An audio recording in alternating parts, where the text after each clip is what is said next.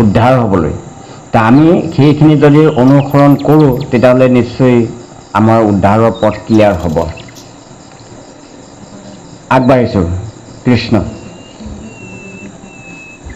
কার্তিক মাসে হরি যেরূপ প্রীতি লাভ করেন গো গজাদি দান ও যজ্ঞাদি দ্বারাও সেরূপ প্রীতি হন না। হে ঋষি শার্দুল, যিনি কার্তিক মাসে হরি কথা শ্রবণ করেন তাহাকে শতকোটি জন্মে দুর্গতি প্রাপ্ত হইতে হয় না। এই কাতি মাহত যিসকলে হৰি নাম শ্ৰৱণ কীৰ্তন কৰে গোটেই মাহটো ভগৱানৰ নামতেই মানে গোটেই মাহটো ৰত থাকে, সেইসকলৰ কি কৈছে শত কোটি বুলি কৈছে। এদিন দুদিন নহয়, শত কোটি জন্ম, শত কোটি জন্মটো তাৰ কি নহয় দুৰ্গতি নহয় বুলি কৈছে। কাতি মাহৰ ইমানেই মানে মাহাত্য। গতিকে এই মাহটো আমি যিমান পাৰোঁ মন প্ৰাণ দি মানে কৰিব লাগে। এটা কষ্টই হওক তথাপিও পিছুৱাব নালাগে, কাৰণ এই সুযোগটো কেৱল মানুহে ল'ব পাৰে, এইটো কোনো জীৱ জন্তুৰ কাৰণে নহয়। চাৰিমুঠি জীৱ যে আছে, উৰণ বুৰণ গজন ভ্ৰমণ, এই চাৰিমুঠি জীৱৰ ভিতৰত কেৱল মানুহে হৰিনাম ল'ব পাৰে, আৰু সেই সুযোগটো আমাৰ হাতত আহি পৰিছে। এতিয়া মানুহৰ জন্ম পায় আমি যিটো লাভ, এই লাভটো উঠাব লাগে। এইটো লাভ যদি আমি উঠাব নোৱাৰোঁ তেতিয়াহ'লে কিন্তু আমি আমাৰ নিজৰ ভৰিত নিজে কুঠাৰ মাৰা হ'ব। ভৱিষ্যতে আৰু এই সুযোগটো আৰু পোৱা হয়তো নহ'বও পাৰে। এতিয়া ইমান ধুনীয়া যে কিছু কথা আছে, এই কথাখিনি জনাৰ সৌভাগ্য হয়তো আমাৰ আছিল কাৰণে আমি এইটো সুবিধা পাইছোঁ। আমাৰ আগৰ জেনেৰেশ্যনটোৰ কথা যদি ক'বলৈ যাওঁ, তেওঁলোকে এইটো সুবিধা পোৱা নাছিল, কিন্তু পাঠ কৰা মানুহ নাছিলে। আমাৰ এটা সুবিধা হৈছে, গতিকে আমি সুবিধাটো এৰিব নালাগে, কাৰণ এই এনেধৰণৰ বস্তুবিলাক তেওঁলোকেও নাজানে আজিলৈকে। এই কাতি মাহৰ যিটো মাহাত্য, এই মাহাত্যৰ বিষয়ে তেওঁলোকে কাতি মাহ পালন কৰিব লাগে সেইটো জানে, কিন্তু ইয়াৰ যে ভিতৰত ইমান মাহাত্য সোমাইছে এইটো কথা কিন্তু আমাৰ জ্যেষ্ঠসকলক সুধিলেও তেওঁলোকে এইটো গম নাপায়, কিন্তু যিটো আমি এতিয়া পাবলৈ সৌভাগ্য হৈছে। গতিকে আমাৰ সুযোগটো এৰি দিব নালাগে। হে ঋষি, সযত্ন হইয়া কার্তিক মাসে প্রত্যহ ভাগবত শ্লোক অধ্যয়ন করিলে অষ্টাদশ পুরাণ পাঠের ফল প্রাপ্ত হওয়া যায়। এখন গ্রন্থ মানে যিখন ভাগৱত পুৰাণ, এইখনকে আমি মানে পঢ়ি শেষ কৰিব নোৱাৰোঁ বা শুনি কোনোদিনো শেষ কৰিব নোৱাৰোঁ। আৰু কৈছে কাতি মাহত যদি আমি গোটেই মাহটো সদায় যদি আমি ভাগৱত পাঠ শুনো তেতিয়াহ'লে কি হৈছে অষ্টাদশ পুৰাণ পাঠৰ যিটো মানে 18খন পুৰাণৰ যিখিনি সাৰমৰ্ম গোটেইখিনি আমাৰ কি হৈ যায় বুলি কৈছে। তাৰ পৰা শুনিলে আমি যিটো ফল পাওঁ, এই কাতি মাহত কেৱল ভাগৱত শুনিলেই সেই ফলটো পোৱা যায়, আৰু বাকীখিনি আমি পঢ়িবও নালাগে, এনেই ফলটো আহি যায় বুলি কৈছে।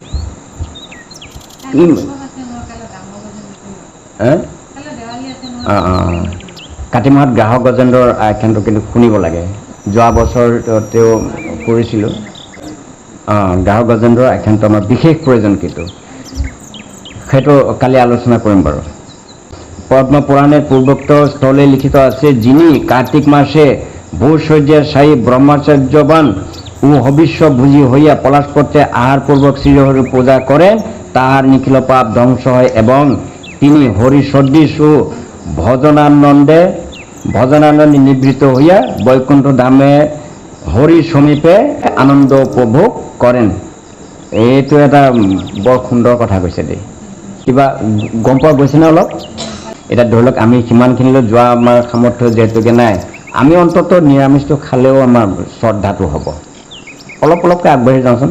কি কৈছে, যোনে পাৰে তাৰ কাৰণে, যাৰ শ্ৰদ্ধা আছে, যোনে এইটো কৰিবলৈ ইচ্ছা কৰে সি কৰিব পাৰে। আমি ফটকৈ এজন মানুহক যদি এইটো কৰিব লাগে সেইটো কৰিব লাগে বুলি বাধ্য কৰাওঁ তেতিয়াহ'লে মানুহৰ অনীহা আহিব না, তেতিয়া অমান্য কৰিব। ইয়াত শাস্ত্ৰই কি কৈছে, ভূশয্যাৰ চাই অৰ্থাৎ মাটিত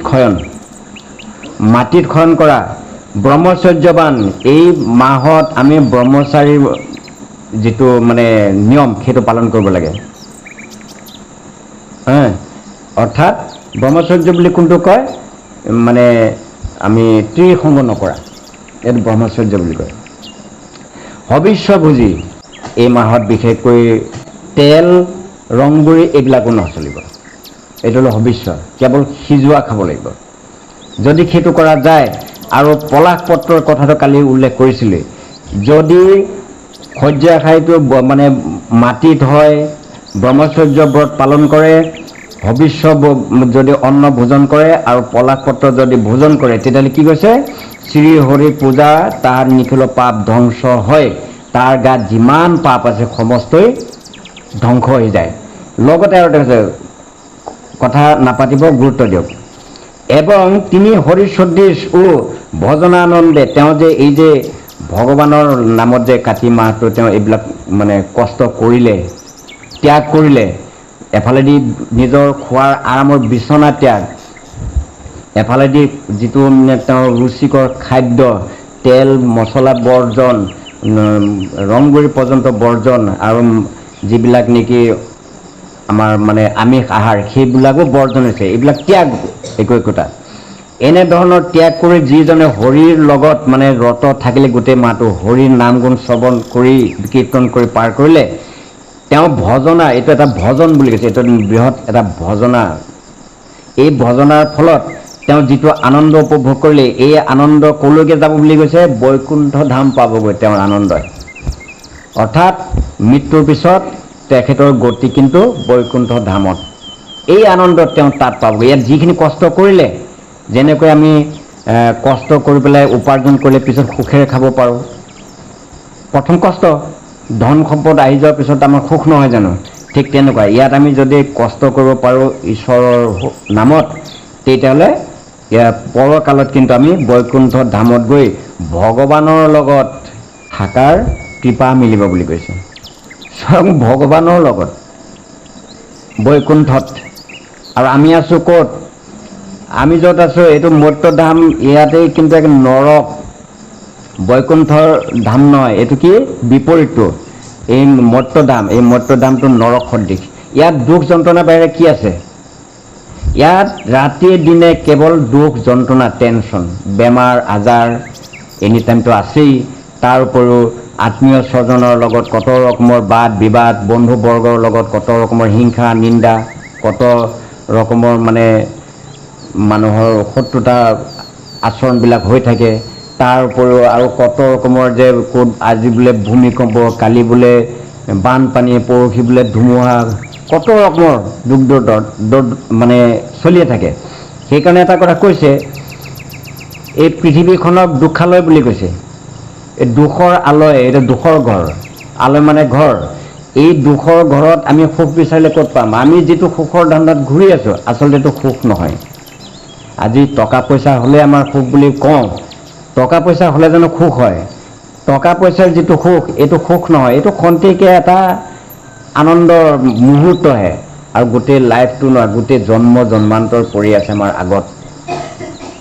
ভগৱানৰ কৰ্ম কৰি পেলাই যদি আমি উদ্ধাৰ হ'ব পাৰোঁ, তেতিয়াহ'লে গোটেই আজন্ম মানে কোনো দিনো আৰু জন্মই নহয়, গোটেই জীৱনটোৱে গোটেই আজন্ম দিনে আমি কি কৰিব পাৰিম?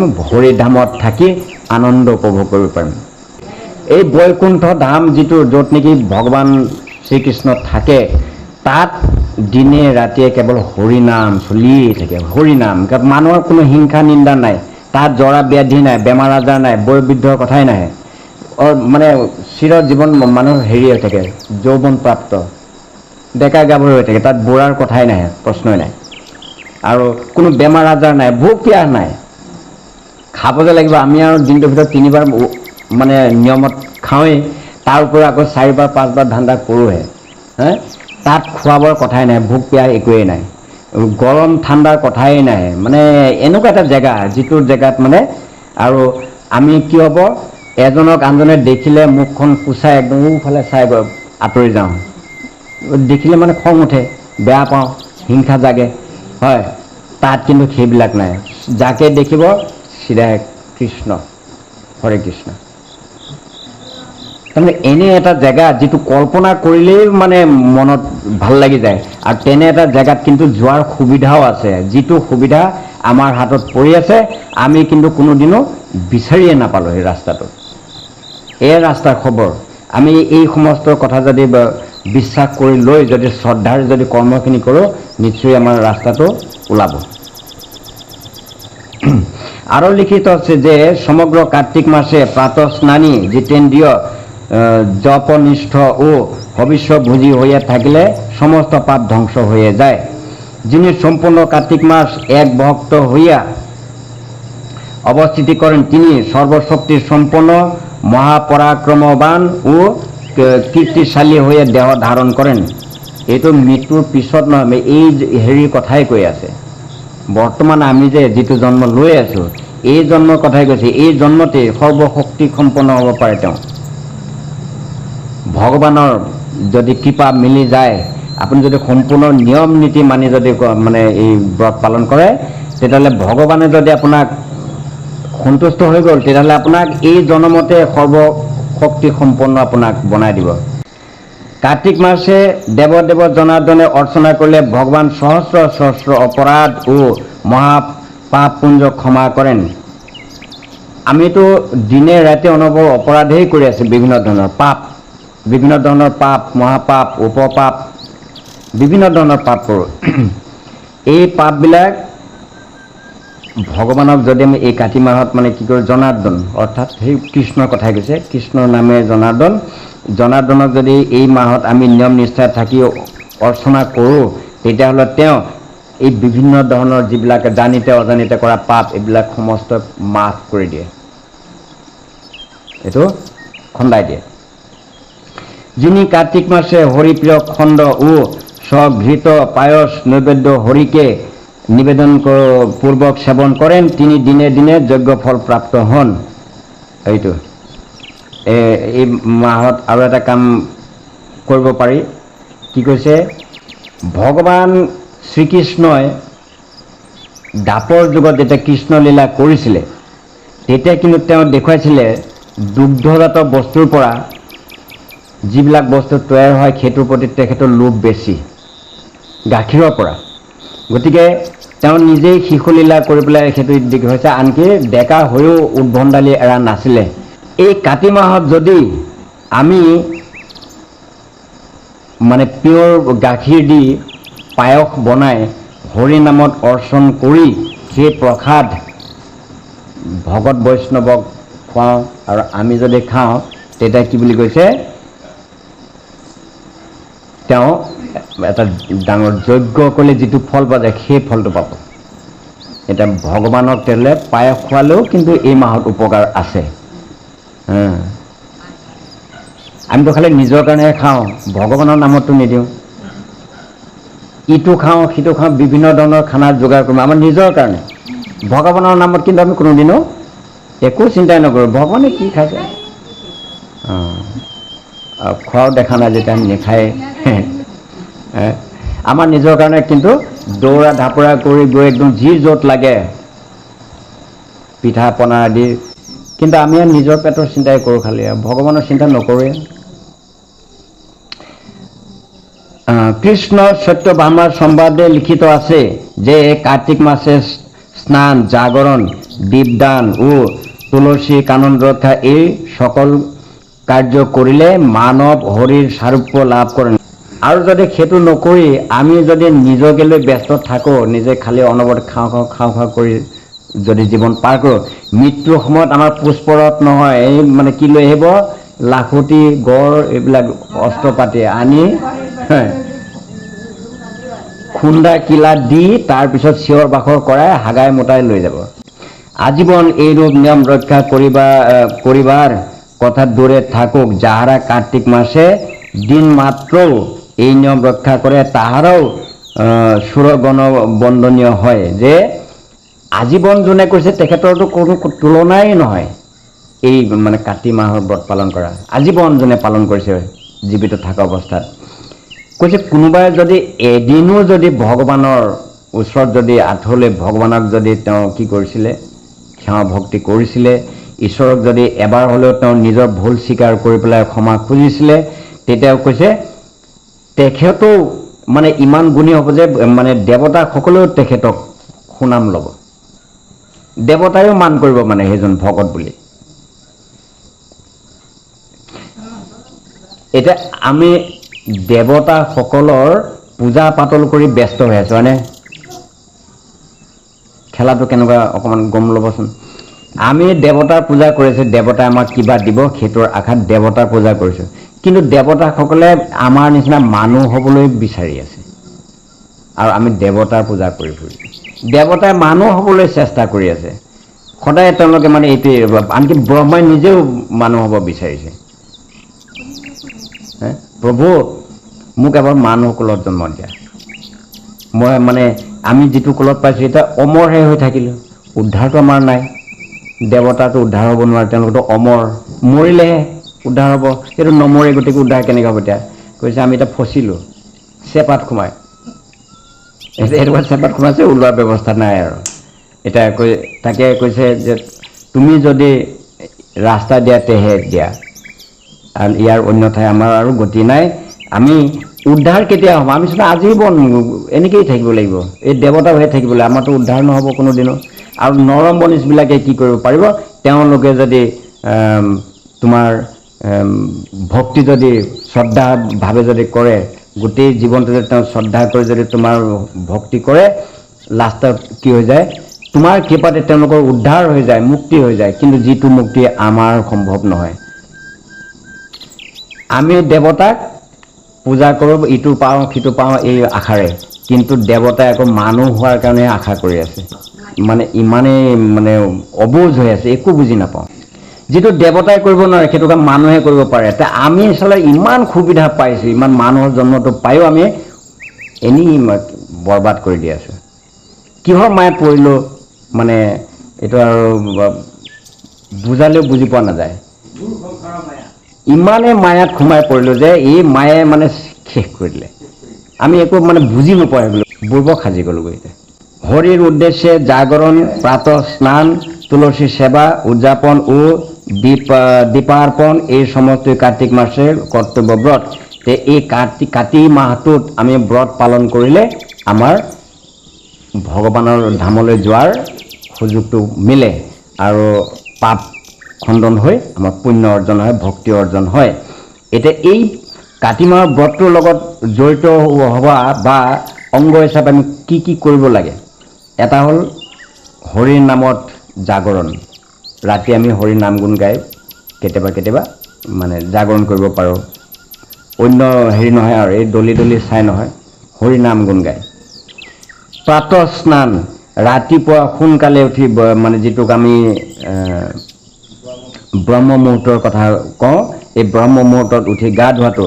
তুলসীৰ সেৱা, নাৰায়ণ তুলসীৰ সেৱা আৰম্ভ হৈছে নাই?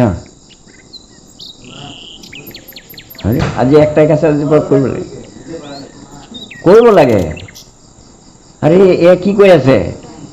এই কাতি মাহৰ পৰা এইটো আৰম্ভ কৰিলে তাৰ গুণ বেছি বাঢ়িব। দীক্ষা যে লওঁ, গুৰুৰ পৰা যে দীক্ষা লওঁ, দীক্ষা কাতি মাহত যোনে ল'ব তাৰ দিন ভাল। কাতি মাহত যোনে দীক্ষা ল'ব তাৰ মানে ভক্তি বেছি হ'ব, শ্ৰদ্ধা বেছি হ'ব। এইটো মানে কাতি মাহত এইটো কমিশ্যন আছে। আৰু হয়ো কাতি মাহত যিসকলে দীক্ষা লৈছে তেখেতসকলৰ ভক্তি কিন্তু এনেও বেছিয়ে হ'ব, এটা একেবাৰে দেখা কথা। এইবিলাক উদযাপন কৰিব লাগিব। লগতে আকৌ কি যে দীপদান যিটো অনুষ্ঠান, সেইটো কাতি মাহৰ ভিতৰতে কৰিবলগীয়া এটা মানে উপাসনাৰ অংগ। এই দীপদানো তাৰ মাজতে সোমাই আছে। এই সমস্ত কার্তিক মাসের কর্তব্য ব্রত। ব্রতীজন কার্তিক মাসে এই 5টি ব্রত সম্পাদন করলে ভক্তি মুক্তি ফল লাভ করতে পারেন। মানে মানে ভোগ করব, কি ভোগ করব? সুখ, শান্তি, আনন্দ।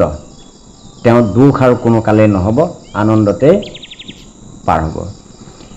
আমি ল'ৰা ছোৱালী জন্ম দিলোঁ, ল'ৰা ছোৱালী ডাঙৰ হ'ব, পঢ়া শুনা কৰিব, চাকৰি বাকৰি কৰিব, আৰামত বহি বহি খাম, গাড়ীত উঠি ঘূৰিম, মিছা কথা এইবিলাক। আজিকালি ল'ৰা ছোৱালীয়ে খালি যেনে তেনে সিহঁতে ইনকম কৰিব পৰা হ'লেই পকেটত পইচা সোমাব, এইটো মাকৰ হাতলৈও নাযায়, দেউতাকৰ হাতলৈও নাযায়। যদিও গৈছে আজি কিবা কাৰণত 16 অনাৰ ভিতৰত 4 অনা, আৰু এজনে আনি লোৱাৰ পিছত সেইকণো নাইকিয়া হৈ যাব, 5 অনাও নাহে। আৰু এইটো একেবাৰে সত্য কথা। এইটো ভুক্তভোগী যিসকল সেইসকলে ভালমতে জানিব, 5 পইচাও নাহে আৰু সিহঁতৰ ওপৰত আশা কৰিয়ে আমি মানে একেবাৰে সমস্ত এৰি দিলোঁ। কিন্তু কি হ'ব লাষ্টত গৈ কি হ'ব লাষ্টত যি ল'ৰা ছোৱালীৰ কাৰণে আমি হৰিক পাহৰি গ'লোগৈ যি ধন সম্পদৰ পিছত পৰি আমি ল'ৰা ছোৱালী কি কয় মায়াত পৰি বা গৰু ছাগলী এনেকুৱা ধৰণৰ ঘৰ দুৱাৰ গাড়ী ঘোঁৰা এইবিলাকৰ মায়াত পৰি যে ভগৱানক পাহৰিলো নহয় লাষ্টত গৈ পেলাই এইবিলাক চব শূন্য কোনোৱে একো নকৰে লাষ্টত গৈ আমি দেখিম যে এনেকুৱা এটা শূন্যত ৰূপান্তৰ হৈছে কোনোফালে আৰু ৱাদি নোপোৱাৰ পিছত লাষ্টত গৈ এই ভগৱানৰে আকৌ দৰকাৰ হ'ব তাকে কৈছে সময় থাকোঁতে মোক চিন্তা কৰ হৰি মন্দিৰে শিৱ মন্দিৰে অশ্বত্থ মূলে অথবা ব্ৰত সম্পাদন কৰিলে ভক্তি মুক্তি ফল লাভ কৰিতে পাৰে এয়া আমি হৰি মন্দিৰ যেনে আমি হৰি মন্দিৰত এই যে কৰ্মবিলাক কৰি আছোঁ আজি পাঠ চলাই আছোঁ এয়া আৰতি গালোঁ আমি পৰিক্ৰমা কৰিলোঁ এই হ'ল ভক্তিৰ কৰ্ম এইবিলাকে কৰিব লাগে আমি ভাওনা চাই গোটেই ৰাতি পাৰ কৰি দিম কিন্তু হৰি নামত আহিলে ধৈৰ্য নাই টোপনি ধৰে কাৰ্তিক মাসে দীপদানে অক্ষম হলে অন্য দত্ত দীপ উদ্দীপিত করিয়া দিবে কিংবা সযত্নে কি সমীর আদি হইতে সেই দ্বীপসমূহের রক্ষা বিধান করিবে তাহারও অভাব হলে তুলসী বৈষ্ণব ও দ্বিজাতির অর্চনা করিবে আৰু কাতি মাহত দুটা চাকি যোগাৰ কৰিব আমি নোৱাৰিম নেকি এইকণ কি সামৰ্থ্য আমাৰ নাই সকলোৰে আছে দুটা চাকিকে আমি তুলসী গছৰ গুৰিত দিব নোৱাৰিম নেকি এটা হৰি মন্দিৰত দিব নোৱাৰিম নেকি কৰিলে বোলে মন হ'লে চন বাকৰি মাটিতে ধন আমি যদি মন মেলো তেতিয়াহ'লে আমাৰ চব কামেই হ'ব যদি মন নেমেলো তেতিয়াহ'লে এটাও নহ'ব আমাৰ জীৱনত মন্দিৰ মাৰ্জন অৰ্থাৎ মন্দিৰ পৰিষ্কাৰ কৰা সাৰা মোচা কৰা মানে মচি দিয়া এই কৰ্মটো বিশেষকৈ কাতি মাহত যোনে কৰিব সি কিন্তু মহান ফল এটা পায় আৰু সেই কৰ্মটো আমাৰ মানুহে কৰিব নিবিচাৰে ঠেলা ঠেলি কি দুৰ্ভাগ্য আমাৰ মনুষ্য জনমটো লৈ কোনো আমাৰ ফল নহ'ল আমি এনেই মানে অবাবত নষ্ট কৰিছে আমাৰ দেহটোক আমাৰ যৌৱনটোক আমাৰ আয়ুসকাল বৰবাদ কৰি দিছোঁ এনেই আমাৰ কাতি মাহৰ তেতিয়াহ'লে ব্ৰত পালন কৰাৰ উপায়টো কালিৰ পৰা আজি ইমানলৈকে আমি মানে যিখিনি পালোঁ গোটেইখিনি নোৱাৰিলেও যোনে যি পাৰে অলপ মানিবলৈ চেষ্টা কৰা উচিত অন্ততঃ একো নোৱাৰিলেও নিৰামিষটো যদি আমি খাব পাৰোঁ এই কাতি মাহটো তাতো মহাফল আছে আৰু গোটেই কাতি মাহটো যদি আমি ভকতৰ সংগ কৰি যে হৰি নাম এইবিলাক শ্ৰৱণ কীৰ্তন কৰোঁ তাতো পাপ খণ্ডন হ'ব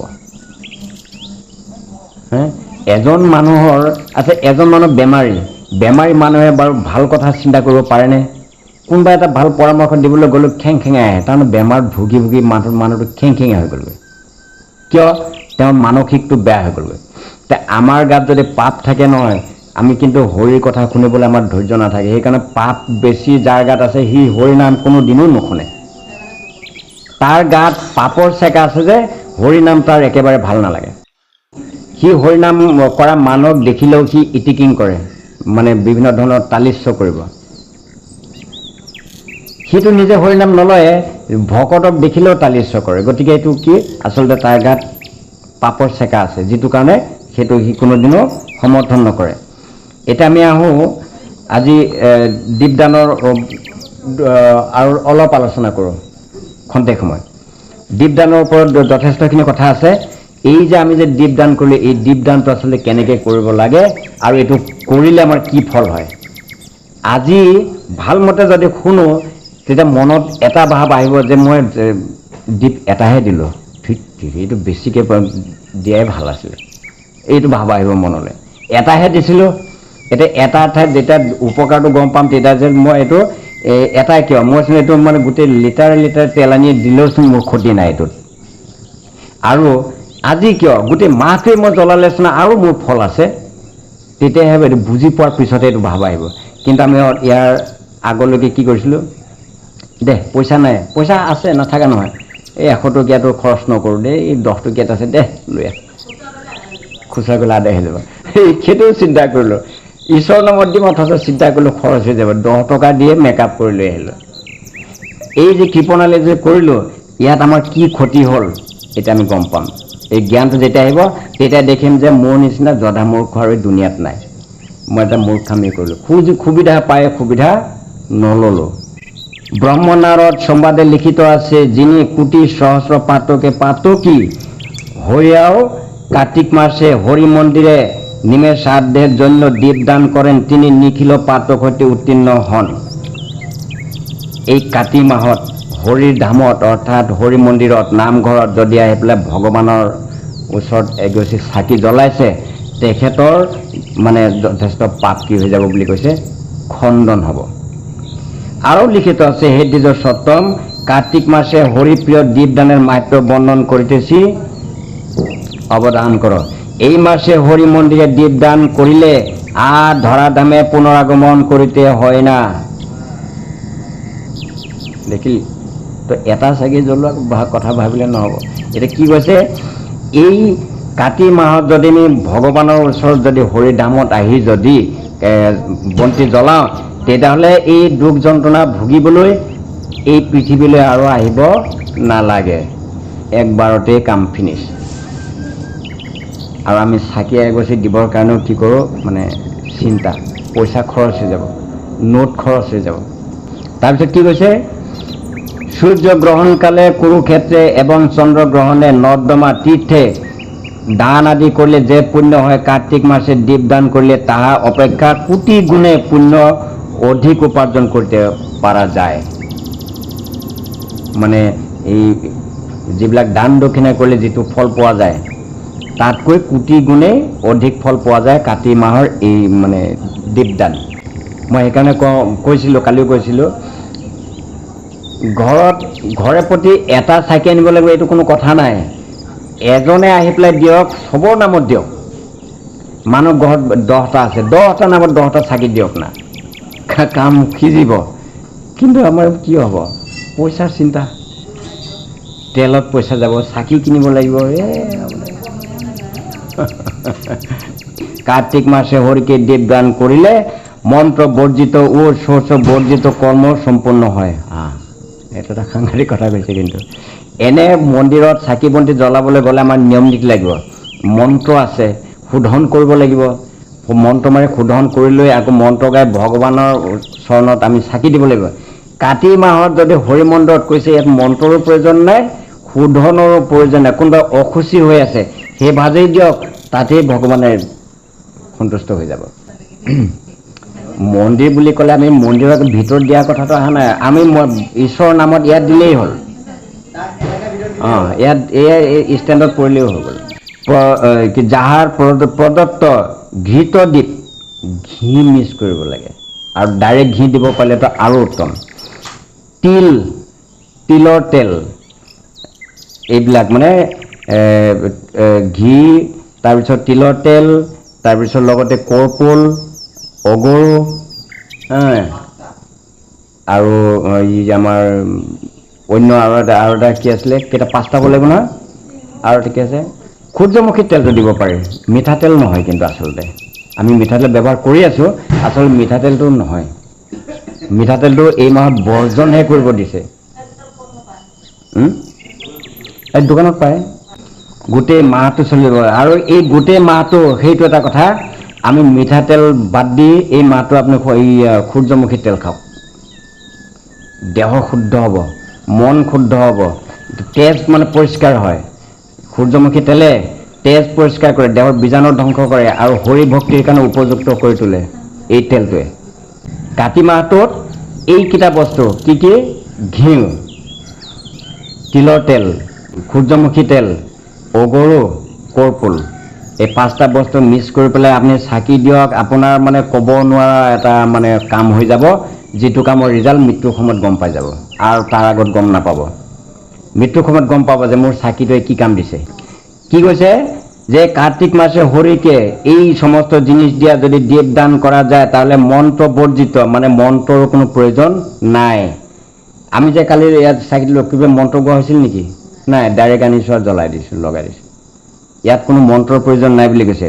শোচ বৰ্জিত, মানে কোনো খুচিৰ কথা নাই, বোলে তোমাৰ ঘৰত এনেকুৱা অসুবিধা আছে, তোমাৰ ঘৰত কেঁচুৱা জন্ম হৈছে, তোমাৰ ঘৰত মানে মানুহ মৰিছে, তুমি এইটো নোৱাৰিবা, সেইটো প্ৰয়োজন নাই।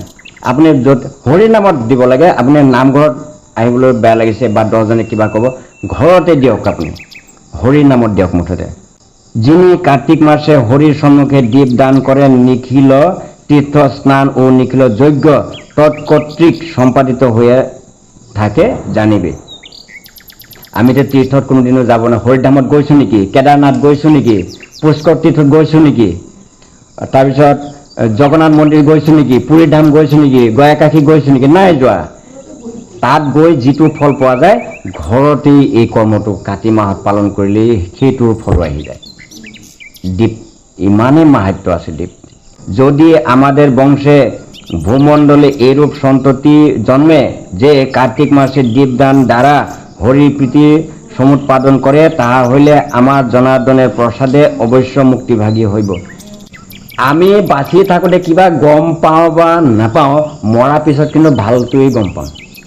মৰাৰ পিছত সেই অনুশোচনাটো আহিব যে মই আচলতে কি কৰিলোঁ মানুহৰ জন্ম লৈ। এই যে আমাৰ যিবিলাক আত্মা, যিবিলাক আমাৰ পূৰ্বপুৰুষৰ আত্মাবিলাক যে তেওঁলোকে যে আগত যে মৰি যে গ'লগৈ, ক'ত আছে আমিতো সেইটো নাজানো। তেওঁলোকে পিতৃলোকত আছেগৈ। তেওঁলোকে তাৰ পৰা এটা কথা কি কৈছে যে আমাৰ উপৰি পূৰ্বপুৰুষসকলৰ যিবিলাক আত্মা আছে সেই আত্মাবিলাকৰ মুক্তি হোৱা নাই। তেওঁলোকে মানে এটাই আশা কৰি আছে, মোৰ বংশত এজন অন্তত এনেধৰণৰ সন্তান আহক যিজনে কাতি মাহত ঈশ্বৰৰ নামত চাকি বন্তি জ্বলাই তেওঁ মানে প্ৰসাদ আমাক অন্তত দিব পাৰে। সেইজন যদি এবাৰ আমাৰ বংশত যদি আহে তেতিয়াহ'লে আমি সকলোৱে একেলগে মানে মুক্তি পাম। আত্মাই, পিতৃপুৰুষৰ আত্মায়ো বিচাৰি আছে সেইটো যিটো কৈ আছে, তাকে কৈছে যে যদি আমাদেৰ বংশে ভূমণ্ডলে এৰূপ সন্ততি জন্মে, আত্মাসকলেও মানে আশা কৰি আছে মোৰ সন্ততি, আমাৰ বংশত এজন এনেকুৱা সন্তান জন্ম লওক যিজনে আমাক উদ্ধাৰ কৰিব পাৰে, যিজনে কাতি মাহত হৰিৰ উপাসনা কৰি হৰিৰ মানে প্ৰসাদ আমাক দিব পাৰে, আমি যাতে খালি উদ্ধাৰ হ'ব পাৰোঁ। দেখিলে? আৰু আমি ক'ত আছোঁ? আমি এনেকুৱা কিছুমান জ্ঞান বুদ্ধিলৈ চলি আছোঁ য'ত নেকি কেৱল মানে পাপেই পাপ আৰু নৰক গতি হ'ব এইবিলাক চিন্তাধাৰাই। আৰু ইয়াত কিমান ধৰণৰ জ্ঞানৰ কথা পৰিছে। আৰু কি কৈছে? এনেকুৱা সন্তান এটি জন্ম হওক যে কার্তিক মাসে দীপদান দ্বারা হরির প্রীতির সমুৎপাদন করে, তাহা হইলে আমরা জনার্দনের প্রসাদে অবশ্যই মুক্তিভাগী হইব।